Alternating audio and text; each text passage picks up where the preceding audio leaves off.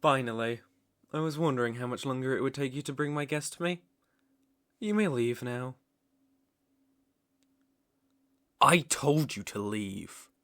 Or is it your will to defy your king? As I thought. Now, make yourself scarce, and I will call for you again when I require you.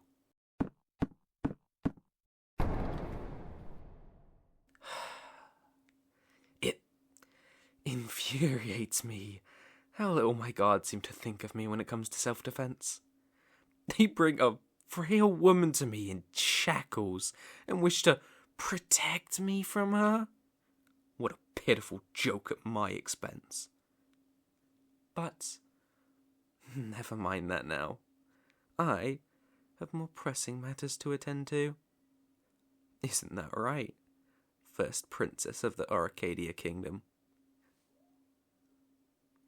Ooh, what's a look? So much unbridled hatred behind those beautiful eyes of yours. Then again, I do suppose it makes sense. I am the man who left your kingdom as a smoking pile of rubble, after all. It's only natural for you to bear ill will against me. But don't you worry. I'll make sure to change that. Evil? Monster? I don't blame you for saying such things. After all, it must seem that way to you. But I didn't just burn your kingdom down for something pointless like land or money. No. I razed your kingdom to the ground and slaughtered your people. For you.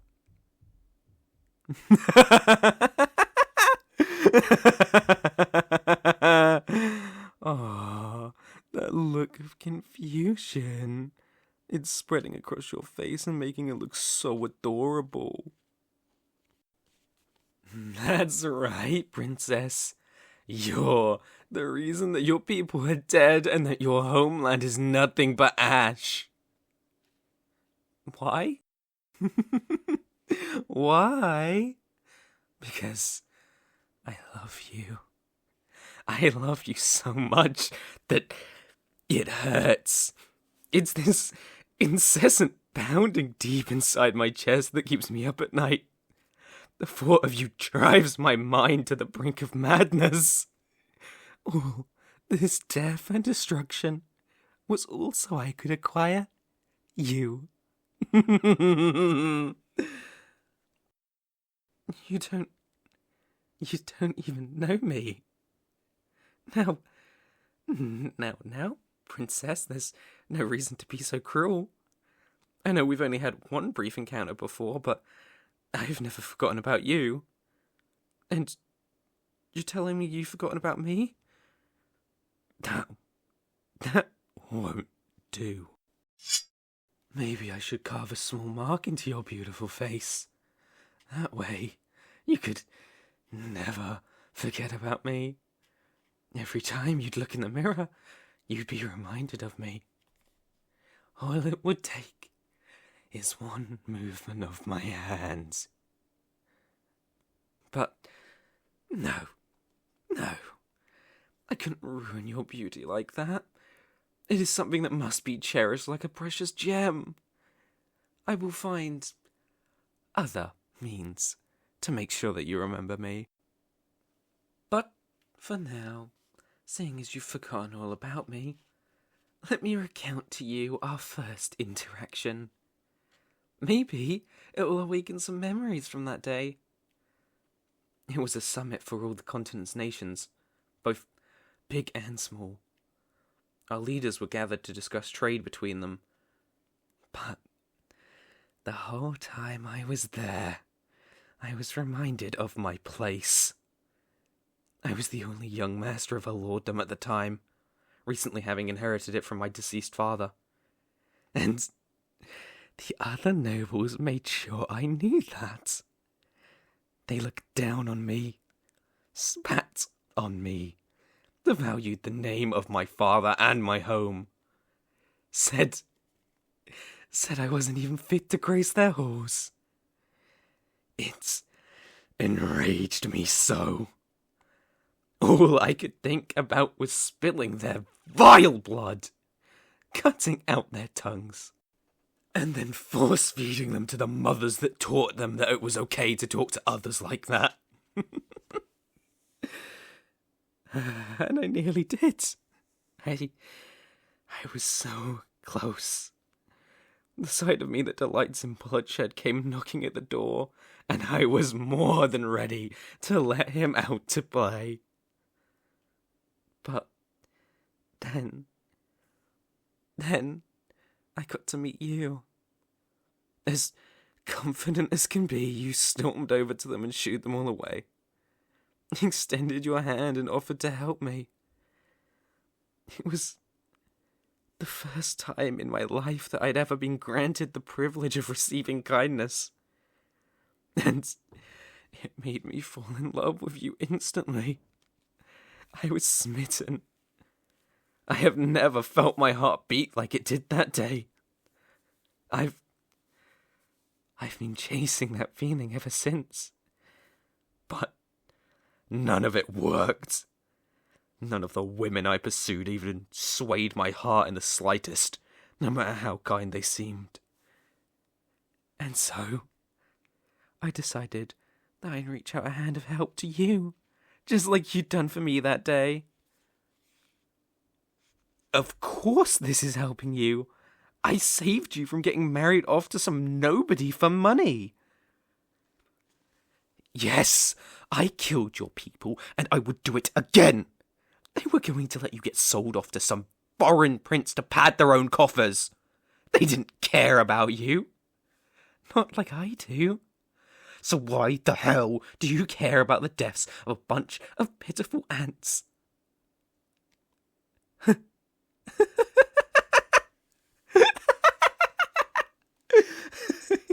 Are you serious? More value than me? I am the king of the illustrious Bayron Empire.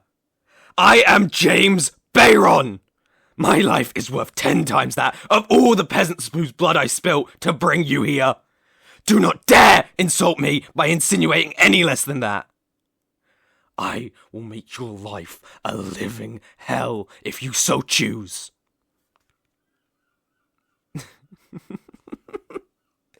Princess, you don't seem to understand the position you're in. Your life is in my hands. One of my fingers, and my guards will come running in and have your head on a pike before you could even take 10 paces. I own you now, and that means if I decide to break you, I very much can and will do so. But for the time being, that won't be necessary. I have other means to break you. Like what? Well, I'm glad you asked, Princess. Over here are the leaves of the thick-twa tree. They come from a region far to the east from here. Don't look too impressive, do they? If you were to stumble across them in the wild, you'd undoubtedly think that there was nothing special about them. However, the locals of the region found that they produced a very interesting effect when burned. When combusted, the leaves produce a thin, pink vapor. When inhaled by a person, their mind becomes weakened and they become completely corruptible and controllable. They follow any orders given to them without second thought. But it's even more than simple control. It makes them believe that they really want this to occur. It's why they're so very highly used in a specific slave industry. I suspected that you'd be slow to accept your love for me. The late king must have been quite a number on both your brain and my reputation. But that doesn't matter now. These leaves will help you feel your true love to me for its fullest extent. Now, enjoy the smell. Come now. You don't really think that you're going to be able to block the smell by covering your face? It will slowly sneak its way through, past your hands, into your mouth, and to your brain. Your whole body will begin to feel warm and numb, like you're taking a really relaxing bath. All of your attempts at resistance will fall by the wayside as your mind becomes dull. Seems like it's already become too much for you. Unable to raise your arms to cover up your mouth anymore. So adorable. That mindless, glassy-eyed look you're giving me. So vulnerable. So controllable. I love it. Yeah, let me get that little bit of drool from the corner of your mouth. There. Now, I want you to repeat after me. You love King Bayron. You would do anything for King Bayron. You are his servant, and he is your master. Good girl, good girl. You're taking to the leaves so well. It'll take a few repeat sessions for my influence to become permanent, but after that, you will truly love me down to your deepest parts. I can't wait to see how far I can corrupt you.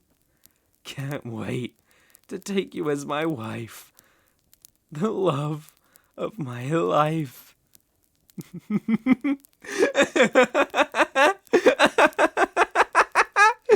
all it took was the destruction of one pathetic little kingdom. No, shh. No need to mumble, my dear. Thoughts aren't necessary. All you need to do is listen and obey. You got that? Good. I can't wait to see what kind of fun we're gonna have in the future. I love you, my dear queen.